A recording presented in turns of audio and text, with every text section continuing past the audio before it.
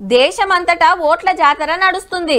మనతానంటే ఇంకా నామినేషన్ల కాడనే ఉన్నది కానీ చాలా రాష్ట్రాలలో నామినేషన్ లేచుడు, ప్రచారాలు చేసుడు, పడని పార్టీల నడుచుకునుడు, ఓటర్ దేవుళ్ళను గుద్రకిచ్చుడు, బతిలాడుడు, గెలిపిస్తే ఏమేం చేసేది చెప్పుకునుడు, ఓటుకు ఇంత అని పైసలు వంచుడు, మందు దాపుడు అంతా అయిపోయింది.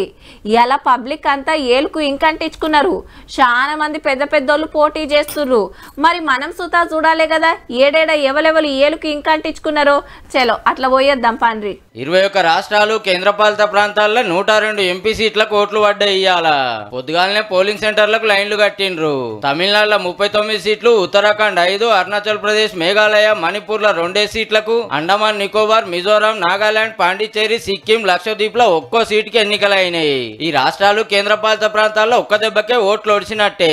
అట్లనే రాజస్థాన్ లో 12, ఉత్తరప్రదేశ్ లో 8, మధ్యప్రదేశ్ లో 6, అస్సాం లో 5, మహారాష్ట్ర లో 5, బీహార్ లో 4, బెంగాల్ లో 3 సీట్లకు, త్రిపుర, జమ్మూ కాశ్మీర్, ఛత్తీస్గఢ్ లో ఒక్కో పార్లమెంట్ సీటుకు ఓట్లేసిండ్రు.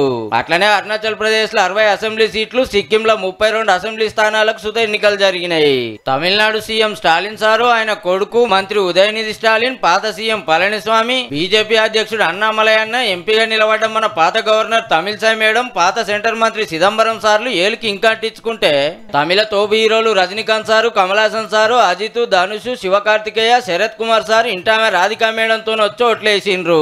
మహారాష్ట్ర నాగపూర్ లో నితిన్ గడ్కరీ సారు, ఆర్ఎస్ఎస్ పై మోహన్ భగవత్ సార్ ఓటేస్తే, తమిళనాడులో ఈశా ఫౌండేషన్ సద్గురు జగ్గి వాసుదేవ్, ఉత్తరాఖండ్ లో రామ్దేవ్ బాబా ఈవీఎం లో కట్టుకొత్తిండ్రు.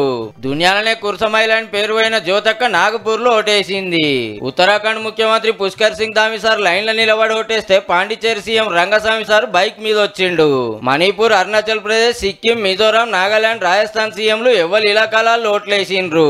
పశ్చిమ బెంగాల్, మిజోరాం, పంజాబ్ గవర్నర్లు సుత ఏలుకి ఇంకటించుకున్నారు. మొదటి విడతలో ఓట్లు పడ్డ కాడ మునుపు ఎన్డీఏ గుంపు 41 సీట్లు గెలుచుకుంటే, కాంగ్రెస్ యూపీఏ 45 సీట్లు గెలిచింది. మరి ఈ తాపకి ఎట్లుంటుందో చూడాలి.